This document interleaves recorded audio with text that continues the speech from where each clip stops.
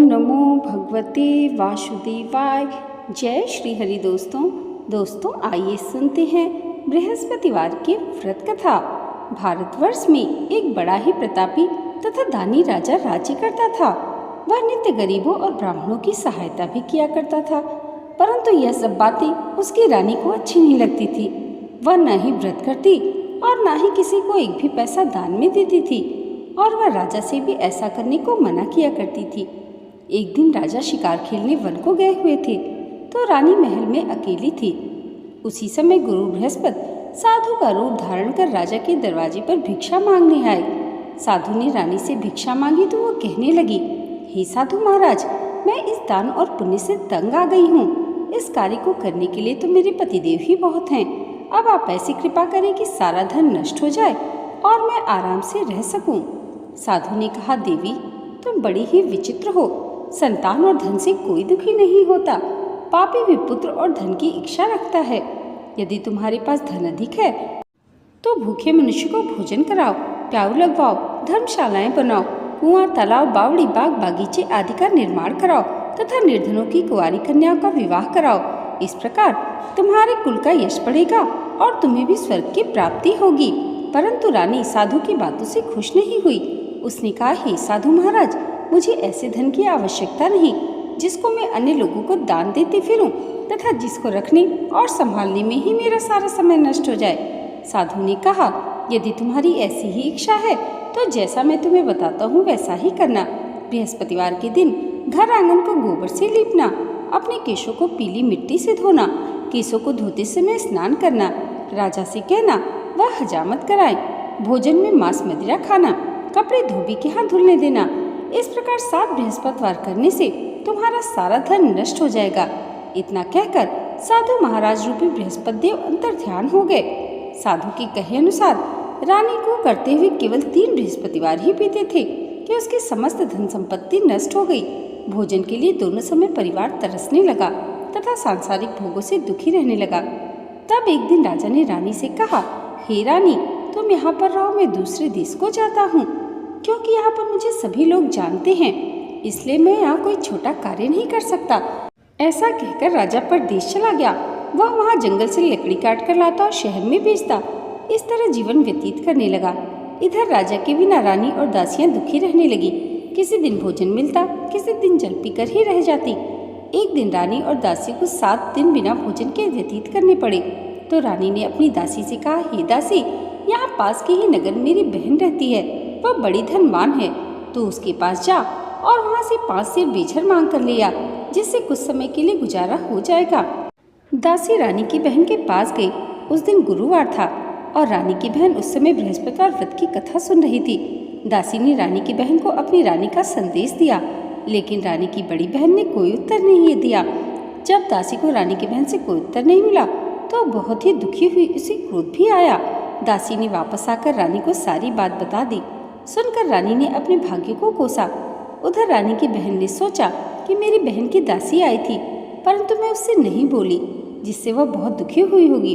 कथा सुन और विष्णु भगवान का पूजन समाप्त कर वह अपनी बहन के घर आई और कहने लगी, हे रानी बहन, मैं बृहस्पतिवार का व्रत कर रही थी, तुम्हारी दासी हमारे घर गई थी, परंतु जब तक कथा होती है तब तक हम लोग न उठते हैं न बोलते हैं, इसलिए मैं नहीं बोली। कहो दासी क्यों गई थी? रानी बोली, बहन, तुमसे क्या छिपाऊं, हमारे घर में खाने तक को अनाज नहीं था। ऐसा कहते कहते रानी की आंखें भर आईं। उसने दासी समेत पिछले 7 दिनों से भूखे रहने की बात अपनी बहन को विस्तार पूर्वक सुना दी।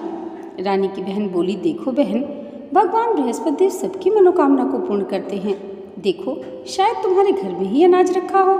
पहले तो रानी को विश्वास नहीं हुआ, पर बहन के आग्रह करने पर उसने अपनी दासी को अंदर भेजा तो उसे सचमुच अनाज से भरा एक घड़ा मिल गया।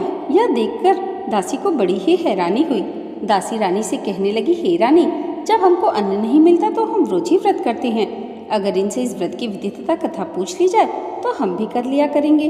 तब रानी ने अपनी बहन से बृहस्पतिवार व्रत के बारे में पूछा।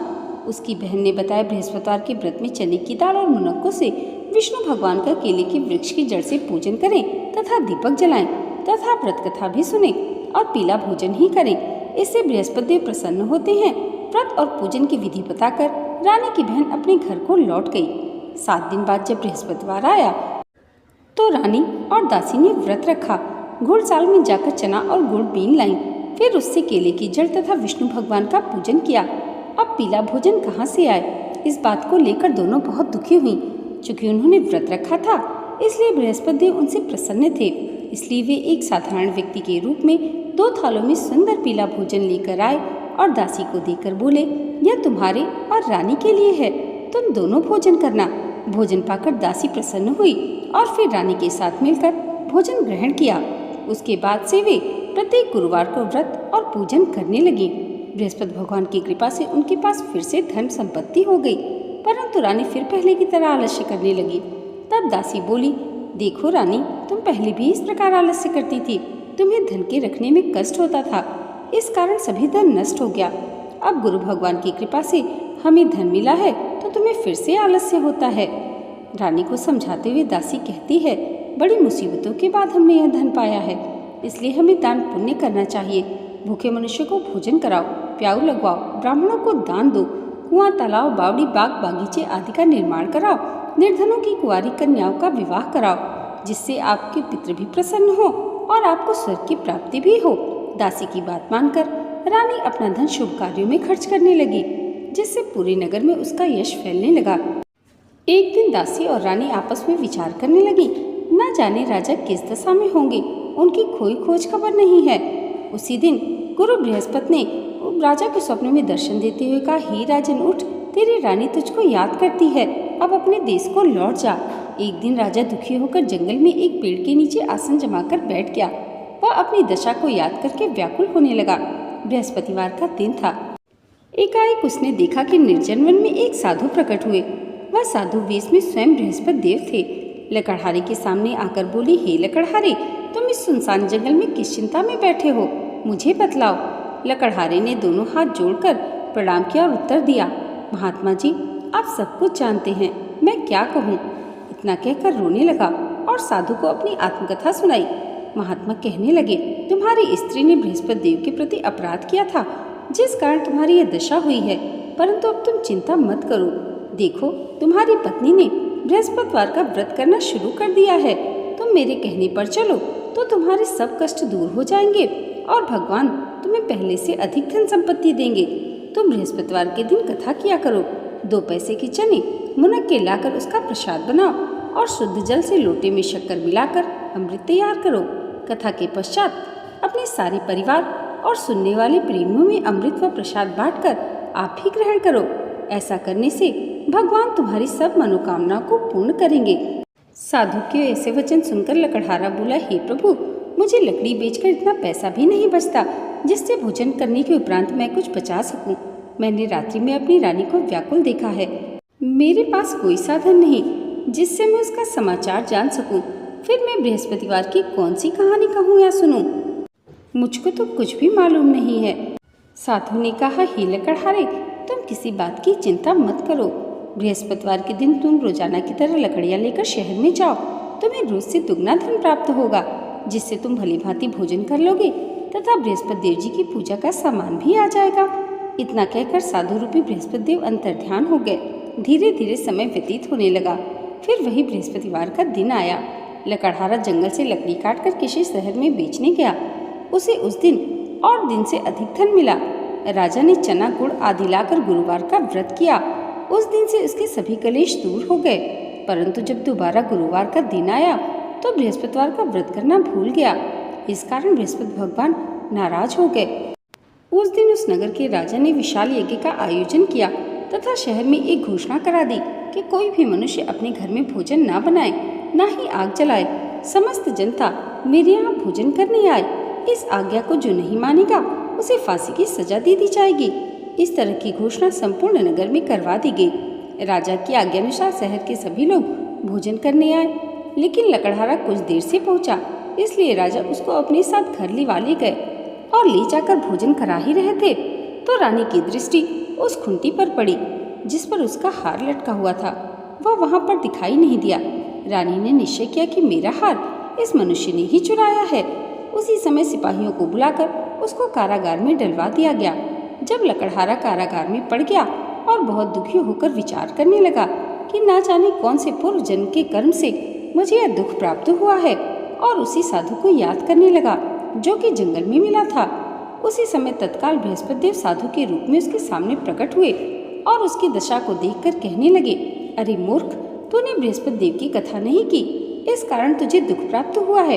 अब चिंता मत कर, बृहस्पतिवार के दिन तुम्हें कारागार के दरवाजे पर कुछ पैसे पड़े हुए मिलेंगे, उनसे तू बृहस्पति देव जी की पूजा करना, तेरे सभी दुख नष्ट हो जाएंगे। बृहस्पतिवार के दिन उसे 4 पैसे मिले।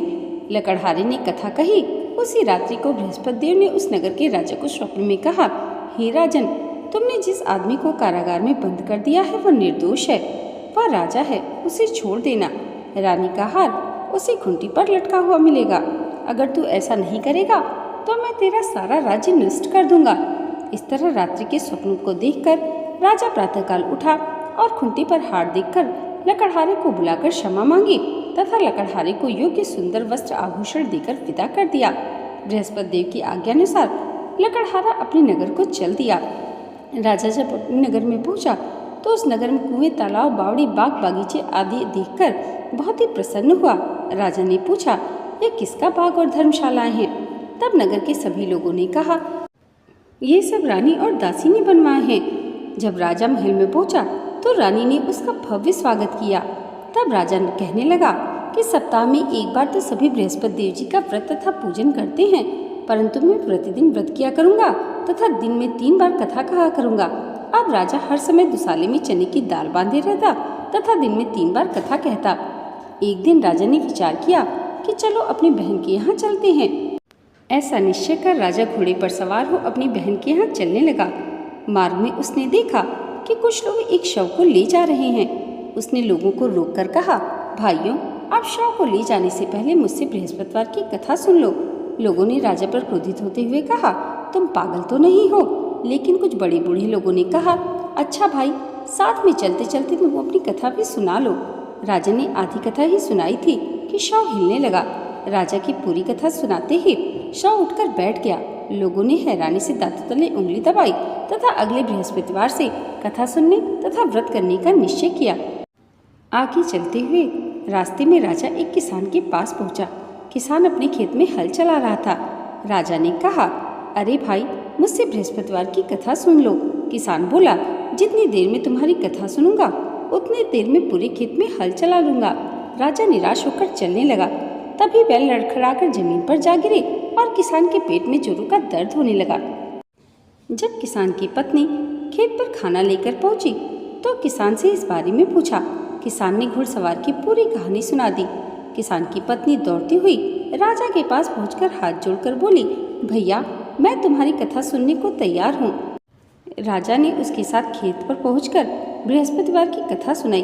कथा सुनते सुनते किसान के पेट का दर्द तुरंत ठीक हो गया और उसके बैल भी उठ खड़े हुए।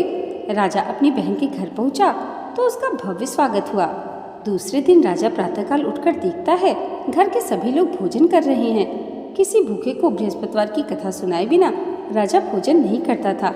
उसने अपनी बहन से पूछा, क्या महल में कोई ऐसा व्यक्ति नहीं जिसने सुबह सुबह भोजन नहीं किया हो?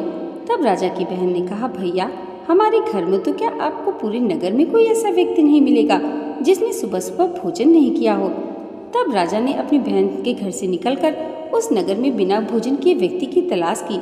एक गडरिये के घर में उसका बेटा बीमार होने के कारण भूखा रह गया था। वहां पहुंचकर राजा ने उसे बृहस्पतिवार की कथा सुनाई। कथा सुनते सुनते गडरिये का बीमार बेटा बिल्कुल ठीक हो गया। सबने राजा की बहुत प्रशंसा की। एक दिन राजा ने अपनी बहन से कहा, बहन, अब हम अपने घर जाना चाहते हैं, तुम भी हमारे साथ चलो, कुछ दिन वहां रहकर लौट आना। राजा की बहन ने जब अपनी सास से पूछा तो सास ने ताने देते हुए कहा, बहू, मायके जाना तो है, अकेली जाना, मेरे पोतों को नहीं ले जाना। तुम्हारे भाई की कोई संतान नहीं है, कहीं तुम्हारी भाभी मेरे पोतों पर जादू टोना न कर दे। बहन की सास की बातें सुनकर राजा निराश होकर अकेला ही अपने नगर को लौट आया। तब रानी ने पूछा, आप तो अपनी बहन को साथ में लाने की बात कहकर गए थे, फिर बहन को साथ क्यों नहीं लाए? तब राजा ने दुखी होते हुए कहा, रानी, हम निसंतान हैं, इसलिए कोई हमारे घर आना पसंद नहीं करता। तब रानी ने कहा, आप चिंता ना करें, बृहस्पति भगवान ने हमें सब कुछ दिया है, अब वे संतान भी हमें अवश्य देंगे। अगले बृहस्पतिवार को राजा रानी ने भगवान बृहस्पति देव से संतान के लिए प्रार्थना की। बृहस्पति देव ने राजा के स्वप्न में आकर कहा, राजन, तेरी मनोकामना अवश्य पूरी होगी। 10वें महीने रानी ने एक सुंदर पुत्र को जन्म दिया। तब राजा बोला, हे रानी, स्त्री बिना भोजन किए रह सकती है, पर बिना कहे नहीं रह सकती। जब मेरी बहन आए तो मुझसे कुछ कहना मत। रानी ने सुनकर हाँ कर दिया। जब राजा की बहन ने यह शुभ समाचार सुना तो वह बहुत खुश हुई तथा बधाई लेकर अपने भाई के यहाँ आई। तभी रानी ने कहा, घोड़ा चढ़कर तो नहीं आई, गधा चढ़ी आई। रानी की बहन बोली, भाभी, मैं इस प्रकार न कहती तो तुम्हें औलाद कैसे मिलती। बृहस्पति देव ऐसे ही हैं, जैसे जिसके मन में कामना हो सभी को पूर्ण करते हैं। जो सद्भावना पूर्वक बृहस्पतिवार का व्रत करता है एवं व्रत कथा पढ़ता या सुनता है, दूसरों को सुनाता है, बृहस्पति देव उसकी सभी मनोकामना पूर्ण करते हैं। भगवान बृहस्पति देव उसकी सदैव रक्षा करते हैं। संसार में जो मनुष्य सद्भावना से भगवान बृहस्पति देव का पूजन एवं व्रत सच्चे हृदय से करते हैं तो उनकी सभी मनोकामनाएं पूर्ण होती हैं। जैसे सच्ची भावना से रानी और राजा ने उनकी कथा का गुणगान किया तो उनकी सभी इच्छाएं बृहस्पति देव ने पूर्ण की। इति श्री बृहस्पतिवार व्रत कथा। प्रेम से बोलिए बृहस्पति देव की जय, विष्णु भगवान की जय। दोस्तों, आज की वीडियो अगर आपको अच्छी लगी हो तो कमेंट बॉक्स में जय श्री हरि ज़रूर लिखिएगा और इसे लाइक और हमारे चैनल पर पहली बार आए हैं तो सब्सक्राइब करना मत भूलिएगा। भगवान श्री हरि की कृपा आप सबके जीवन पर सदैव ऐसे ही बनी रहे, इसी मंगल कामना के साथ मिलते हैं अगली वीडियो में। तब तक के लिए जय माता दी, जय श्री हरि।